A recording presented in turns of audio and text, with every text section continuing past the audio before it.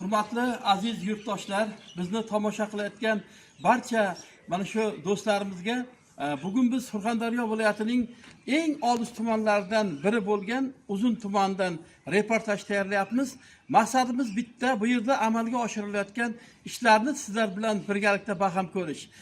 Xabaringiz borki, bundan bir necha kunlar ilgari mamlakat miqyosida bo'lib o'tgan katta yig'ilishda hurmatli yurtboshimiz Surxondaryo viloyatining Uzun tumanida amalga oshirilgan islohotlar va bu yerda amalga oshirilayotgan ishlarning qanday qilib xalqimizga nafi tegayotganligi haqida fikrlarni o'rtaga tashlagandilar va butun jamoatchilik bu voqeliklarni keng muhokama qilgandi va mana shunga o'zlarining ijobiy fikrlarini aytgandi. Chindan ham shunday. 51 ta mahalla fuqarolar yig'ini bo'lgan Uzun tumaniga kambag'allikni qisqartirish va bandlik dasturi asosida 161 milliard so'mlik mablag' berilgan edi. Tuman hokimi Habibulla Bozorov 70 million dollarlik xorijiy investitsiya olib kelishga erishdi. 47 ta korxona ishga tushdi. 130 ta doimiy ish o'rni yaratildi. 7,5 kilometr yo'l obod qilindi. Bunday ijobiy ishlar haqida yana uzoq gapirishimiz mumkin.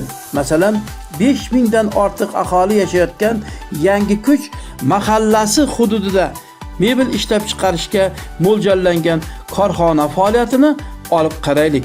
Dilmurod G'afforov rahbarlik qilayotgan mazkur mini zavodda ishlab chiqarilayotgan mebellar har qanday didi o'tkir mijozni ham qoyil qoldiradi. Chunki mebellar xorijiy davlatlarda ishlab chiqarilayotgan mahsulotlardan sira qolishmaydi. Eng asosiysi xalqimiz uchun hamyonbop. Savdo bo'limi rahbari Jaloliddin G'afforovning aytishiga qaraganda, oddiy sandiq yasashdan ish boshlagan mazkur firma jamoasi ayni kunda to'liq xorijiy texnologiya uskunalari bilan ta'minlangan. 30 ga yaqin qishloq yoshlari doimiy ish bilan ta'minlanganligi ham bor gap. Oydin ko'chalar, keng va yoriq yo'llar, ularning chetlarini suv yo'lakchilariga ega ekanligi ham ko'ngillarni nurafshon qiladi. Yangi Ro'zg'or mahallasi nafaqat Surxondaryoda, balki respublikamizda ham ma'lum va mashhur mahalla desak mubolag'a qilmagan bo'lamiz. Kambag'allikni qisqartirish va bandlik bo'limi boshlig'i Hamzabek Rasulovni xuddi shu mahallada uchratdik.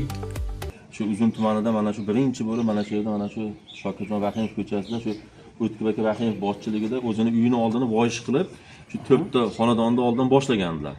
Asta-asta mana shu narsa xalqimiz o'rganib, ko'rishib, shu ko'chadan unumli foydalanish, qo'shimcha daromad manbai borligini bilishib, keyin asta-asta nima qilib shu akani o'zlari prezidentimiz tashabbus bilan tashkil etgan hokim yordamchilar faoliyatini yo'lga qo'yish bo'yicha o'sha yerda hokim yordamchi tayinlandilarda, hozirgi kunga kelib shu ko'chada 3 kilometr uzun voyish qilindi mahallaning o'zida.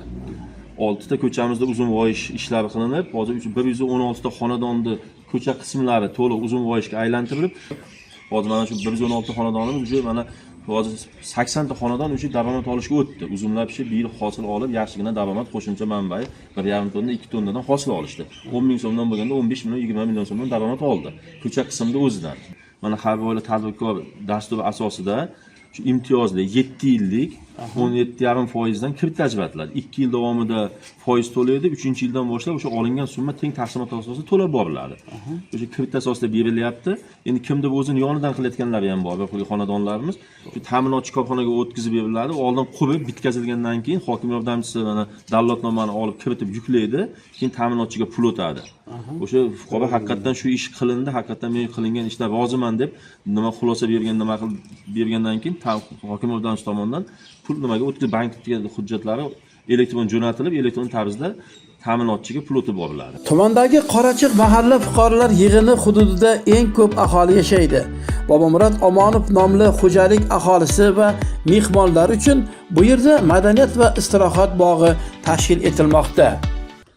Bu bog'imizni shu holda keltirishga hurmatli prezidentimizni 2023-yil 16-17 noyabr kunlari tashrifida davlat aktivlari agentligiga biriktirilib, davlat aktivlari agentligining 4,5 milliard so'm mablag'i hisobidan ta'mirlash, mana shu ko'kalamzorlash, obodonlash ishlari olib borildi. Hozirgi kunda bu dam olish parkimiz nimaga tayyor. Biz davlat xususiy sherikchilik asosida tadbirkorga buni hozir beryapmiz. Hujjatlarni rasmiylashtiryapmiz. Nasib bu parkimizni tez orada ishlatamiz. Hurmatli prezidentimizni tashabbuslari bilan driver loyihalar bo'yicha dasturga tushirib 2,5 million so'm mablag' oldik. Hozir mana shu ko'chamizga 24/7 tun kun ishlaydigan ko'chaga aylantirdik. Shuni hisobiga bu yerda hozir 80 dan ortiq yangi tadbirkorlik subyektlari tashkil qilindi. Ularda hozir 150 dan ortiq ish o'rni yaratildi. Shu 24/7 ko'chamizni tashkil qilish hisobiga bu yerda hozir qo'shimcha 1-2 milliard so'm byudjetga qo'shimcha mablag' tushirish rejalashtirilgan va bu bo'yicha ishlar ketyapti. Bu kabi ishlar nafaqat Qorachiq yoki Yangiro'zg'or mahallasida, balki boshqa qishloq manzillarida ham uzviy davom ettirilmoqda.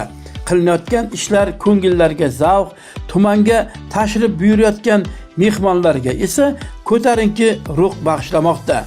Bu haqda tuman hokimining o'rinbosari Ziyodulla Abdanov shunday hikoya qiladi.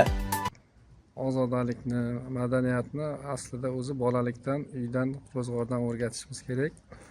Xuddi shunday Uzun tumanida ham mana o'zlaringiz ko'rib turganlaringizdek hamma ko'chalarimiz ozoda, toza, Sarobjon, Sarishta mana o'zi yerda ham ko'rinib turibdi. Mana ko'chalarning obodligidan, mana uzumga voy ishlar qilinib, dehqonchilikda mana shunga bog'lab, mana shularda ko'rinib turibdi, odamning dili yayraydi. Shu bilan birgalikda aytish o'rinli deb ketib o'ylayman.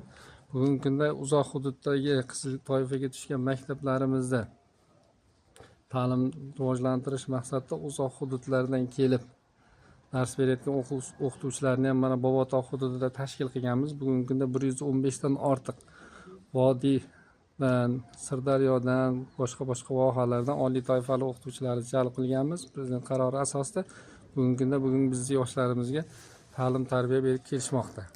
Keling, yaxshi ko'rsatuvimizni prezidentimiz fikrlari bilan yakunlaylik. Chunki tumanda amalga oshirilayotgan islohotlarga katta baho berilgan. Bundan tashqari 2000 dan ziyod mikro loyihada 4200 nafar odamni daromadli qildi. Shularning hisobiga Uzun tumanida yil boshidan kambag'allik darajasi 10,5% dan 3% gacha kamaydi. 51 ta mahalladan 23 tasi kambag'allikdan xoli hududga aylandi. Mahalliy byudjetga qo'shimcha tushum o'tgan yilga nisbatan 17 milliard so'mga ko'paydi. Mana bitta odam agar halol ishlasa, mana shu uzoq joyda qanday ishlar qilsa bo'lar ekan.